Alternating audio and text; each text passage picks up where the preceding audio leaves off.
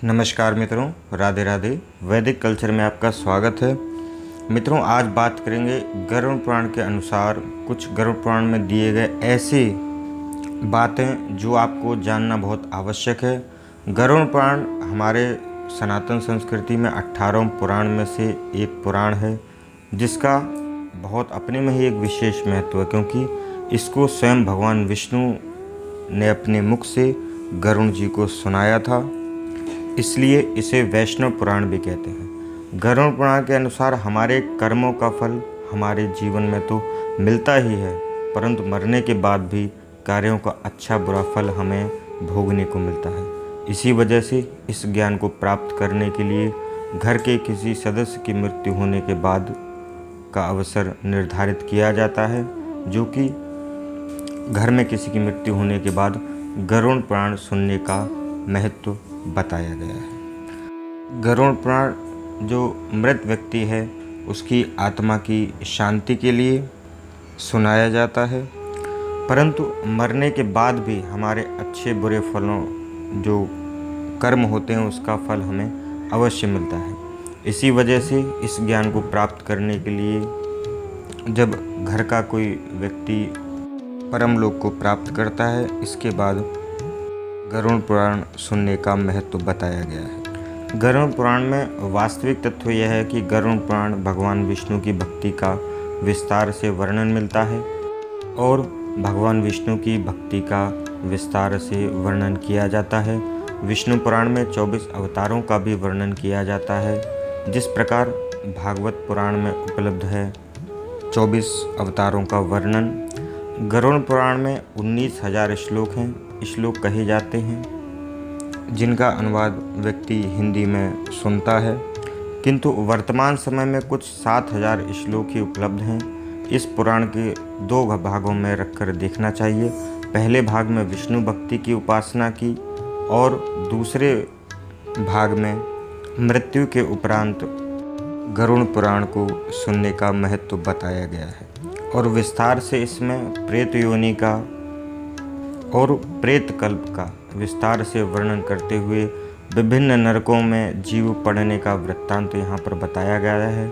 इसमें मरने के बाद व्यक्ति की क्या गति होती है, उसका किस प्रकार से योनियों में जन्म होता है, प्रेत योनि से मुक्त कैसे हो सकते हैं और श्राद्ध और पितृकर्म, इन सब के बारे में विस्तार से वर्णन करके बताया गया है। तो आज हम आपको इसमें बताने वाले हैं कि जो व्यक्ति मृत्यु के पश्चात यमलोक जाता है और यमलोक कैसा है, यमलोक में कितने द्वार हैं, यमलोक में कौन कौन है और किस महल के दरवाजे से आत्मा का प्रवेश होता है, पापी आत्मा का प्रवेश किस द्वार से होता है और पुण्यात्मा का प्रवेश किस द्वार से होता है, इस विषय पर हम आपको विस्तार से बताएंगे। तो मित्रों, यदि आपको ये जानकारी अच्छी लगती है तो हमारे चैनल को सब्सक्राइब करना बिल्कुल ना भूलें। तो आगे बढ़ते हैं, आपको बताते हैं कि यमलोक कैसा है। हमारे दक्षिण दिशा में 44 योजन दूर यमराज की महान नगरी पड़ती है। सभी आत्माएं धर्म दरवाजे पर खड़े होकर पहरेदार को आगमन की अपनी सूचना देती हैं। चित्रगुप्त अपने चमचमाते आसन पर विराजमान होते हैं। सब कुछ मालूम होते हुए भी वह सारांश में उस आत्मा को सारे उसके पुण्य कर्म पाप कर्म गिनाए जाते हैं। ये चित्रगुप्त कौन है? चित्रगुप्त वो हैं जो हमारे किए गए कर्मों का लेखा जोखा रखते हैं और यह ब्रह्मा जी के पुत्र हैं जो पूरे विश्व में चक्कर लगाते रहते हैं और दूर से ही मनुष्य चाहे किसी भी संसार में हो उसके सारे कर्मों का लेखा जोखा रखकर एक सूची तैयार करते हैं। इस प्रकार से मनुष्य के सब अच्छे बुरे कर्मों की सूची चित्रगुप्त के पास होती है और यह जानकारी चित्रगुप्त अपने पास में रखते हैं। यह उसी प्रकार से है जिस प्रकार से आजकल की भाषा में हम कह सकते हैं हार्ड डिस्क होती है। आपने देखा होगा हार्ड डिस्क कंप्यूटर में लगी रहती है, सारा डेटा उसमें सेव होता रहता है और जब आप चाहें कंप्यूटर के हार्ड डिस्क को निकालकर कहीं और लगाकर पूरे डेटा को देख सकते हैं कि आपने क्या किया है और क्या नहीं किया है। इसी प्रकार से मनुष्य के शरीर में आत्मा रूपी चिप है। जब यह आत्मा शरीर से बाहर निकल जाती है तो वो चित्रगुप्त के पास पहुंचती है और चित्रगुप्त उससे सारी जानकारी, उसके पाप कर्म और उसके पुण्य कर्मों की जानकारी वहाँ पर एकत्रित करते हैं और उसके पाप पुण्यों के जो भी फल होता है उस प्रकार उसके बाद उसको स्वर्गलोक जिसको भेजना है, वैकुंठ भेजना है, मोक्ष देना है या फिर नरक में भेजना है, ये जो है चित्रगुप्त डिसाइड करते हैं। जिन आत्माओं के अच्छे कर्म होते हैं उन्हें स्वर्ग भेजा जाता है और जिन आत्माओं के बुरे कर्म होते हैं उनको नरकलोक भेजा जाता है। और मित्रों, आपको यदि अच्छे कर्म क्या क्या होते हैं और बुरे कर्मों की यदि सूची के बारे में जानना है तो आप हमें कमेंट के माध्यम से पूछ सकते हैं।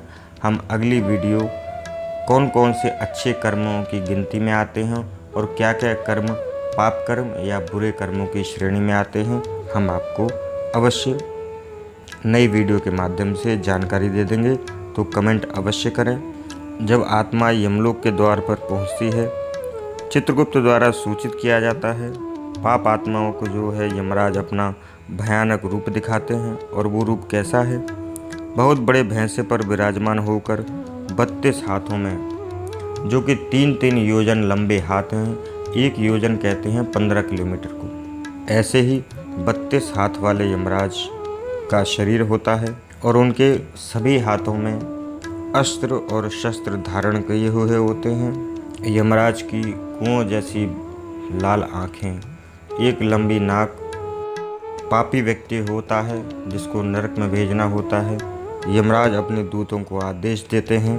27 प्रकार के नरक बताए गए हैं हमारे शास्त्रों में, हमारे पुराणों में। जो व्यक्ति अपने पाप कर्म के हिसाब से उसे अलग अलग नरकों की योनियों में जाना पड़ता है। इस प्रकार से अनेक तरह की यातनाएं सहन करने के बाद मनुष्य शुद्ध आत्मा के साथ फिर दूसरा जन्म लेता है। यमलोक के मध्य भाग में चमचमाता हुआ यमराज का महल है, जो कि 200 योजन लंबा और 50 योजन ऊंचा है। इसके अंदर अलौकिक सभाएं कक्ष हैं। वहां पर उपस्थित सभी अपनी ही रोशनी में जगमगाते लोग दिखाई देते हैं और इस महल में पहुंचने के 4 द्वार हैं। महल के अंदर भव्य आसन के ऊपर एक छत्र के नीचे एक बड़े ताज से सुशोभित यमराज वहां पर विराजमान होते हैं। जब व्यक्ति की मृत व्यक्ति की आत्मा वहां पर यमराज के यमलोक में महल में पहुंचती है, तब चित्रगुप्त उसके कर्मों का जो है लेखा जोखा लेकर यमराज को बताते हैं और यमराज अपने दूतों के साथ जिस व्यक्ति को स्वर्ग भेजना होता है और जिस व्यक्ति को नरक भेजना होता है उसके साथ में भेजा जाता है। 4 द्वार हैं। तो आइए जानते हैं किस द्वार से व्यक्ति को स्वर्ग मिलता है और किस द्वार में जाने से व्यक्ति को नरक में जाना पड़ता है। जो पुण्यात्मा होते हैं वो 3 दिशाओं से होकर जाते हैं और जो पापी व्यक्ति होते हैं वो दक्षिण द्वार से यमलोक में प्रवेश करते हैं। जो व्यक्ति दक्षिण द्वार से यमलोक में प्रवेश करता है उसको यमलोक का यमराज का राजमहल नहीं दिखाई देता है और उसे सीधे ही नरक में भेज दिया जाता है। और जो पूर्वी द्वार से आता है, जैसे कि साधु महात्मा, देवी देवताओं के पूजन करने वाला व्यक्ति, जो यात्रियों को छाया की व्यवस्था प्रदान करवाता हो वो व्यक्ति, क्रोध और लालच से वंचित व्यक्ति, माता पिता की सेवा करने वाला व्यक्ति, गौ तिल धरती का टुकड़ा आदि दान करने वाला व्यक्ति, धार्मिक ग्रंथों का चिंतन मनन करने वाला व्यक्ति अथवा सुनने वाला, शुद्ध वृत्ति वाला और शुद्ध आत्मा इस पूर्वी द्वार से यमलोक में प्रवेश करती है। अब बात करेंगे उत्तर दिशा से जो आत्माएं प्रवेश करती हैं वो कहाँ जाती हैं। पीले चंदन के वृक्षों से महकता हुआ यह रास्ता होता है उत्तर दिशा का। वेदों का ज्ञाता, मेहमानों का आदर करने वाला, सत्कार करने वाला, देवी देवताओं को पूजन करने वाला, शुभ कार्य करते हुए एक गति प्राप्त करने वाला व्यक्ति, योग विद्या को ग्रहण करके गति पाता है जो व्यक्ति, दुर्घटनावश पवित्र जल में डूब जाने से जो व्यक्ति की मृत्यु होती है, दान पुण्य करने वाला व्यक्ति इस रास्ते से भवन में प्रवेश करता है। जो उत्तर दिशा मानी जाती है। उत्तर दिशा से प्रवेश करने वाला व्यक्ति सीधे स्वर्गलोक को जाता है। अब बात करेंगे पश्चिम द्वार से कौन कौन व्यक्ति प्रवेश करता है।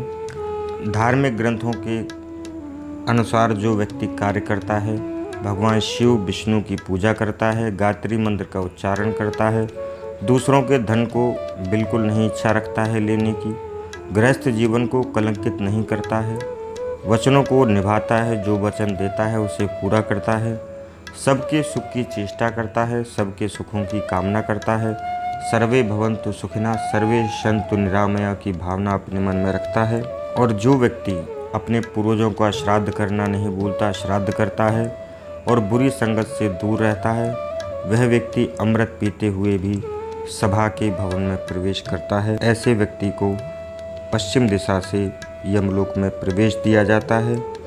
इस द्वार से प्रवेश करने के बाद व्यक्ति सीधा स्वर्गलोक को प्राप्त करता है। और पश्चिम दिशा, पूर्व दिशा और उत्तर दिशा से प्रवेश करने वाला व्यक्ति स्वर्गलोक में जाता है और स्वर्गलोक में अपना समय व्यतीत करने के बाद में पुनः इस धरती पर किसी अच्छे परिवार में और अच्छे घर में जन्म लेता है और फिर अपनी आगे की यात्राएं जो है करता है।